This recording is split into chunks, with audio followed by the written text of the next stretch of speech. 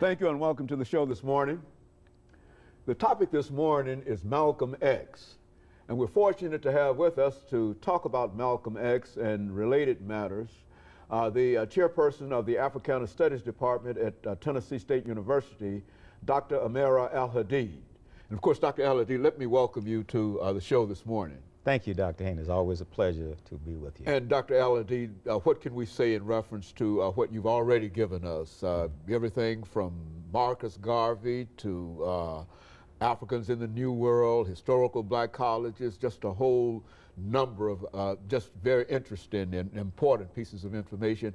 And we know that what you will give us today in reference to Malcolm X will equal any of that you've already given us. And so let's start off by perhaps having you to talk about your background, your education, and some of the things that you've been involved in for those few members of our audience who might not have had an opportunity to see any of the 12 or 13 different shows that you've given us. So let's start off and then we'll talk about Malcolm X. Well, first of all, I was born in Montgomery, Alabama. I went to George Washington High School and Alabama State University, where I received a bachelor's of sociology, and also had a strong emphasis in psychology. I left the Deep South and went out on the West Coast to California, where I received a doctorate in sociology at the University of California in Santa Barbara. While studying there as a graduate student, I had an opportunity to go to Nairobi, Kenya. And it was there in Nairobi, Kenya in 1969 that I converted to the religion of Islam. And I also made the pilgrimage 6 months later, went to Mecca. Much of this was influenced by reading the autobiography of Malcolm X. So after I got my worldview and my formal education together, I then started looking for a job. Okay. And then, of course, I interviewed at Tennessee State University, Fisk, Meharry, and a few other places, and I settled on Tennessee State University. Been at TSU for a long time. I started in the sociology department. Then in 1994, we created the Department of Africana Studies.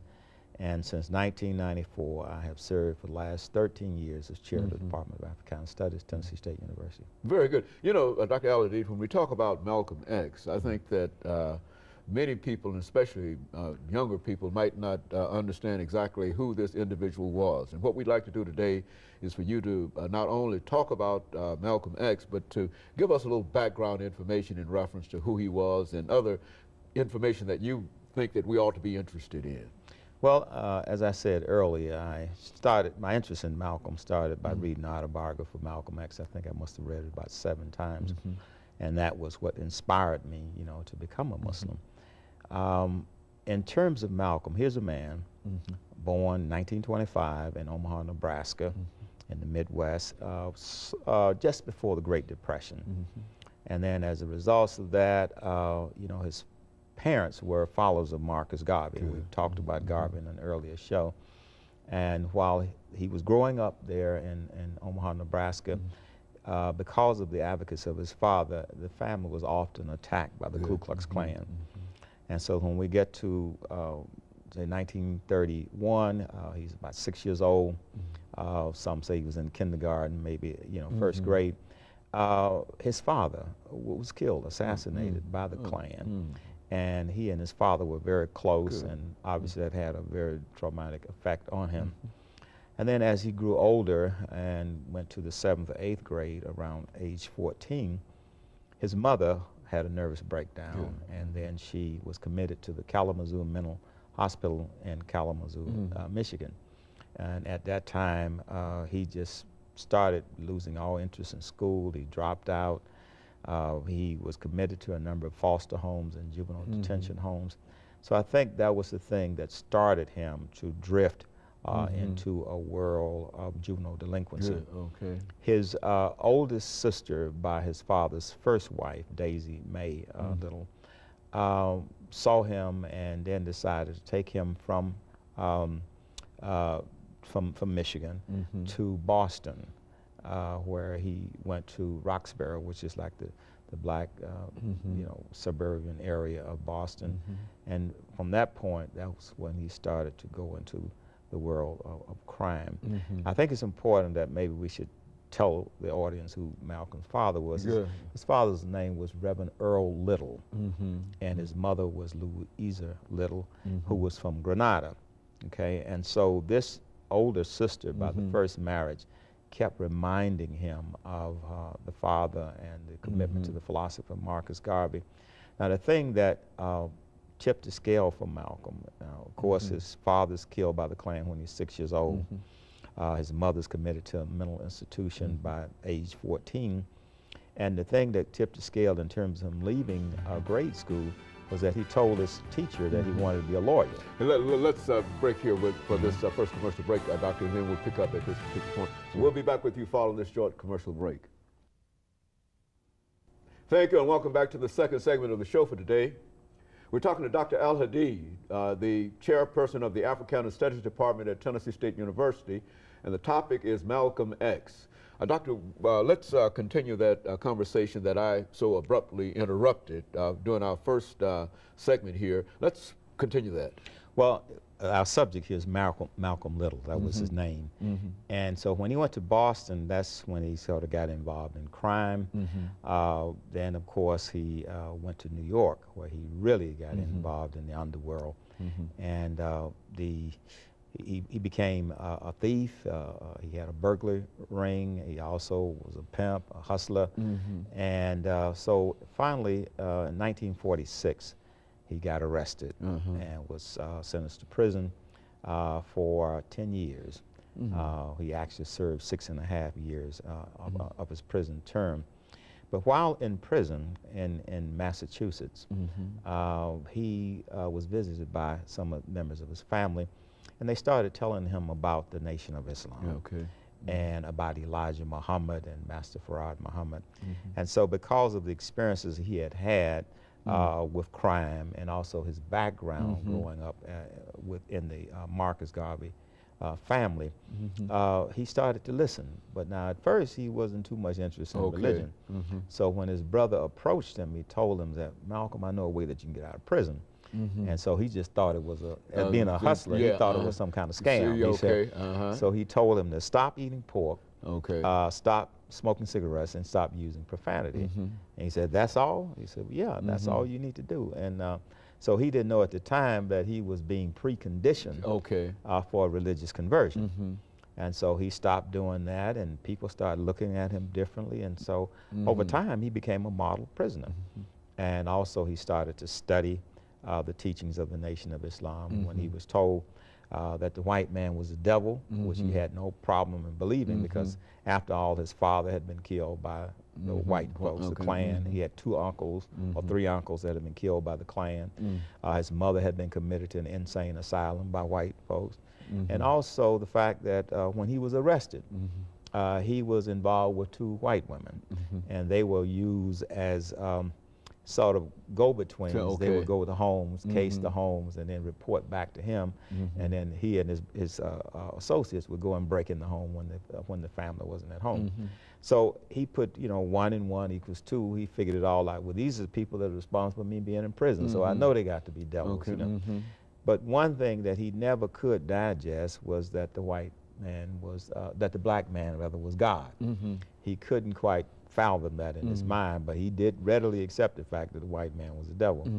So when he got out of prison in 1952, then he went to Detroit with his brother. He was on parole because he only served 6.5 years out of the 10-year sentence that he was given. So once he met Elijah Muhammad started to teach him. So in a very short period of time, I'd say about 2 years, he became the minister of the temple in Harlem, Temple number 7. And shortly after that, he became the national spokesperson for the Honorable Elijah Muhammad. Now, at the time that he received these teachings of Islam, he did not know, did not realize that these teachings were not exactly what Islam was all about. And in order to show the difference, let me just tell the audience what true Islam is. Well, first of all, Islam means total submission to the will of Allah. A person who accepts this becomes a Muslim. The proper name for God is Allah, and the holy text of the Muslims is the Quran. And there are 5 basic beliefs that you must have. First of all, that there's no God but Allah and Muhammad is last and final messenger. You must also pray 5 times a day, give 2.5% of your wealth in charity, and then you should also fast during the month of Ramadan. And as fate would have it, we are now trying to sight the new moon to begin the fasting of Ramadan at this very moment. Ramadan here will start either Saturday or Sunday. Then finally, we have the pilgrimage to Mecca, which comes in the last month of the Islamic calendar, which is the month of Hajj. And that was the thing that when Malcolm made the pilgrimage to Mecca, that would allowed him to see clearly the difference between the type of Islam he was taught and Islam that he eventually came to accept as true Islam or mainstream Islam. But as things developed, Malcolm became very popular. As a matter of fact, as early as 1958, he traveled abroad to Sudan, to Egypt, and to Turkey, and he had a chance to see true Islam as early as 1958. So when he came back, he had a different kind of perspective on Islam in contrast to what he had been taught by the Honorable Elijah Muhammad. So as things kept unraveling, people inside of the Nation of Islam became somewhat jealous of him.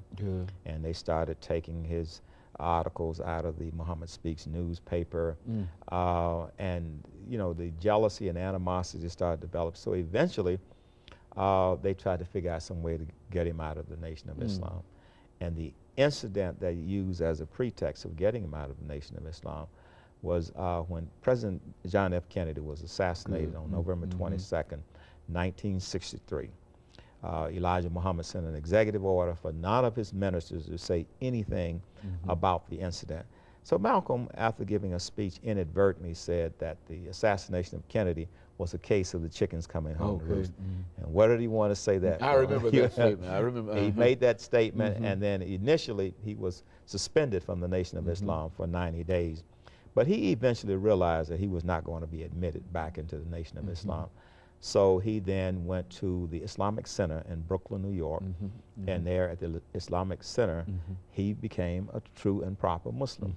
And once he converted in 1964, he then made arrangements to go to Mecca so that he could really see the entire Muslim world and travel throughout the Muslim world.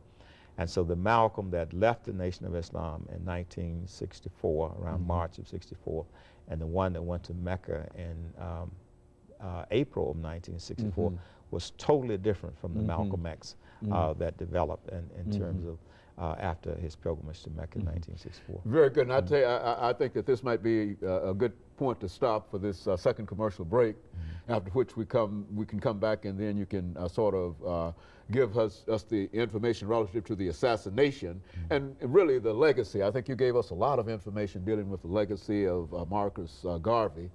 And I'm sure that Malcolm has, certainly his legacy might not be as great as Marcus Garvey's legacy, but certainly he, and I'm sure that you have a lot of information in reference to that legacy. And of course, let us take this second commercial break, and we'll be back with our audience following this second commercial break.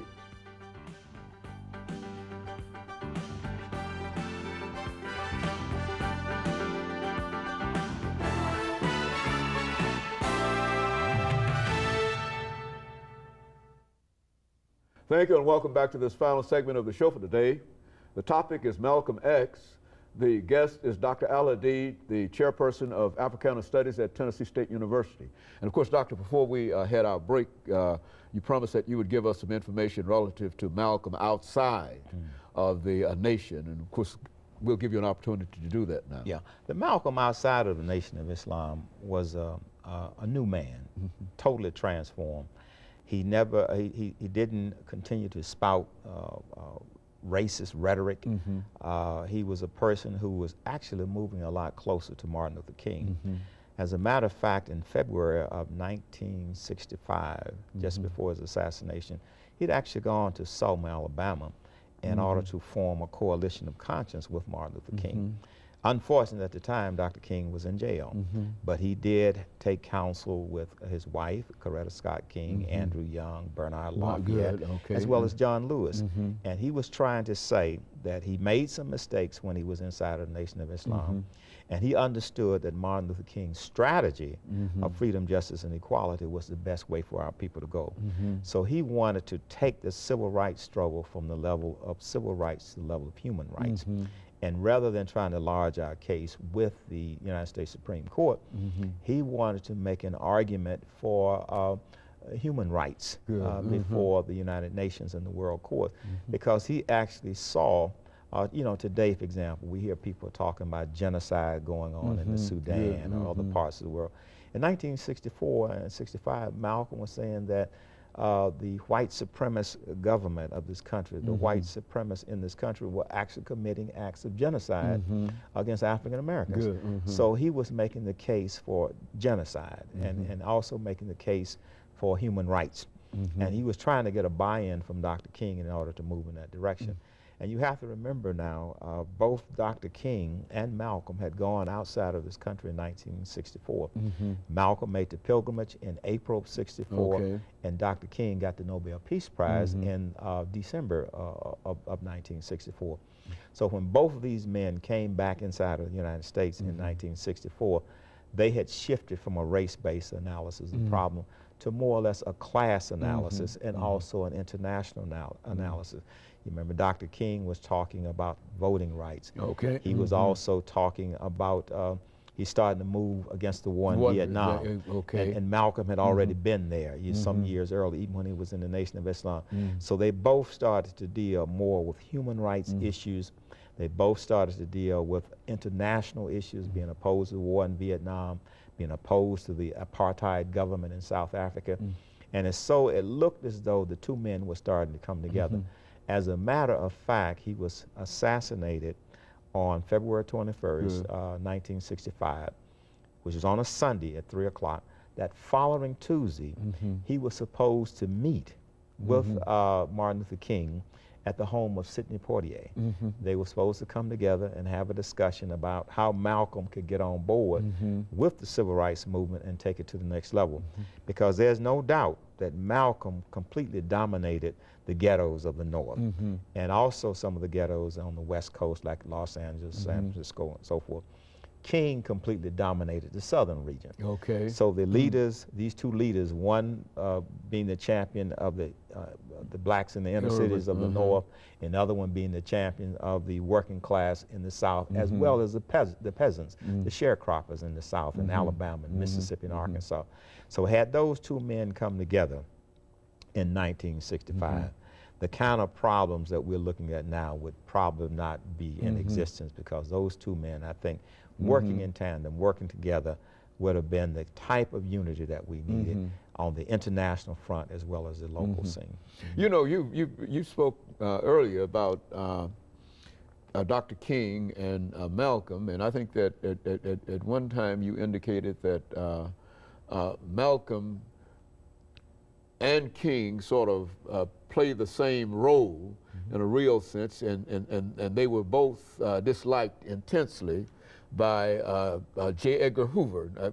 Touch upon that. I mean, what was Malcolm's relationship with Mr. Hoover, and why? And I think that there's even some suggestion that the government might have had something to do with his assassination, even though the government itself did not assassinate him. He was, from what I understand, he was assassinated by members of the Nation of Islam's organization. But speak to that. Yeah, that was a myth, I think, and I would want to call it a myth, that was sort of operating inside of the intelligence community in this country at that time.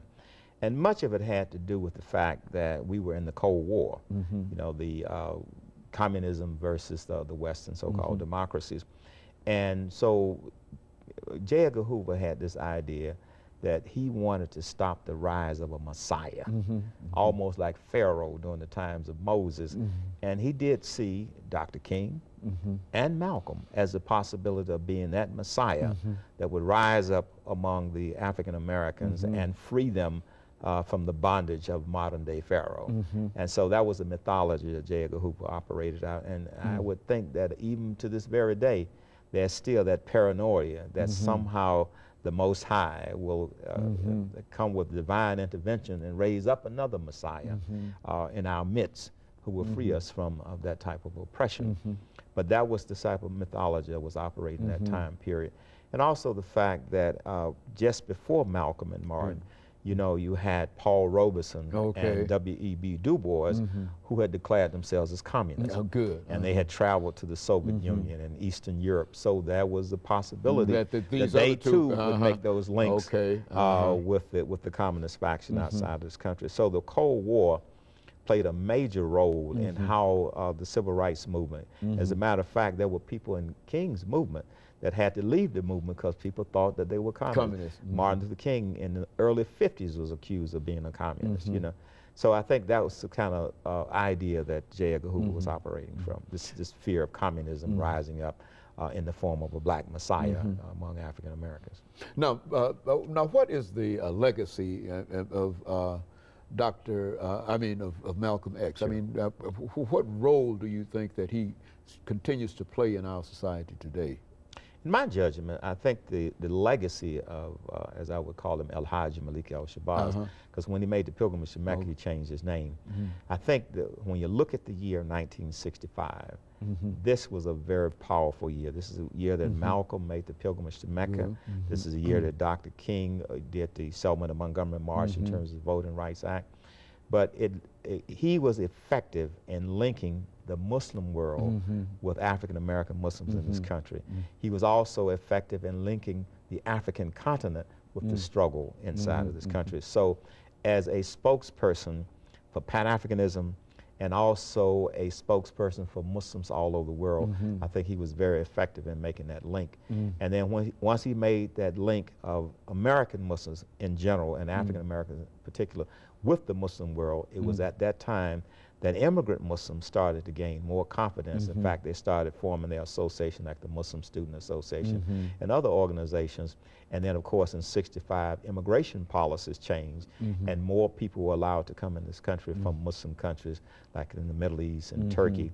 And so eventually the immigrant Muslims started to stand up and advocate Islam. When they first came in this country after the First World War, which was a collapse of the Ottoman Empire, they were told specifically, it's all right for you to come to this country, but don't have any conversation about Islam. Just come in here, be quiet, practice Islam among fellow immigrant Muslims, but do not try to convert African Americans to Islam.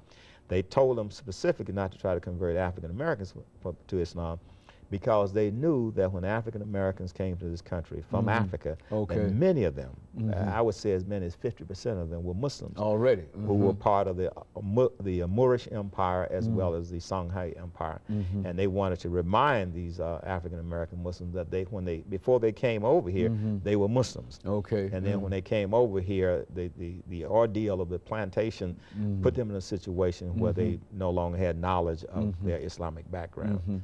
And so that was the reason that immigration and the State Department tried to keep immigrant Muslims away from African-American Muslims. And so there's a long legacy of Malcolm, and even though he and Dr. King are no longer with us, that their ideas and their aspirations for African-Americans continue to exist. Would you say that? Yeah, I think after the Spike Lee's movie, there was a resurgence of an interest in Malcolm X, and that's why I'm trying to get my book together, which will loosely be entitled El-Hajj Malik El-Shabazz, Muslim and Pan-African State.